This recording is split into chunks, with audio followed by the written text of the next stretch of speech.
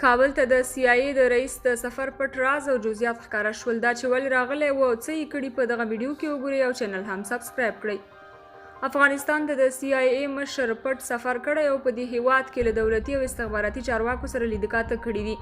اسوسییټ پریس خبري اژانس خبر ورکړی چې دوی ته مهمو سرچینو ویلي چې ویلی منزبرنس کابل ته راغلی خو په دې سفر یې ډیر څوک خبر سوي نه دي. داسې معلومات ورکول شوي چې برنس د CIA تر لاس لاندې شپږو قطعو څخه 2 ملي امنیت ته سپارلي. سرچینې ویلي برنس د خپل سفر په ترڅ کې چې رسنیز شوی نه دی له افغان چارواکو سره لیدلي او د امریکایي ځواکونو له وتلو وروسته یې ورسره پر حالاتو او وضعیت خبرې کړې دي.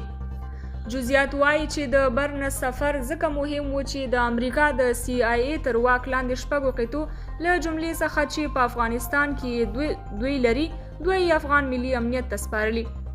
د CIA د مشر د امریکایي ځواکونو له وتلو وروسته هم افغان دولت ته ډاډ ورکړی چې د دوی جګړه به د ترهګرۍ پر وړاندې دوام ولري او د همکارۍ ډاډ یې ورکړی.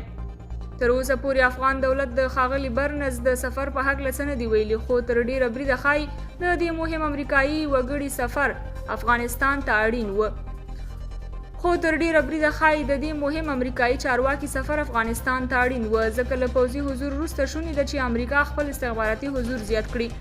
څو ورځې وړاندې د یو شمېر سرچینو په حواله د اوسط راپورونه خپاره شول چې ګواکې د افغانستان جګړه امریکایي قراردادیانو سپارل کیږي او نور به دا جګړه CIA مخ ته وړي.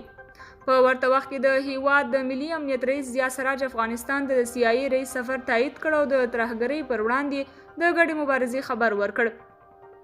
هغه د 01 02 03 او KPF ځواکونو او قطعو په اړه وویل چې د افغان ملي امنیت تر قومندانۍ لاندې دي او خپل فعالیت کوي. دا قطعې خورا مجهزې او د افغانستان په بیلابیلو ولایتونو کې شتون لري. ځینې وخت په بیړنیو حالاتو کې په عملیاتو کې هم ګډون کوي.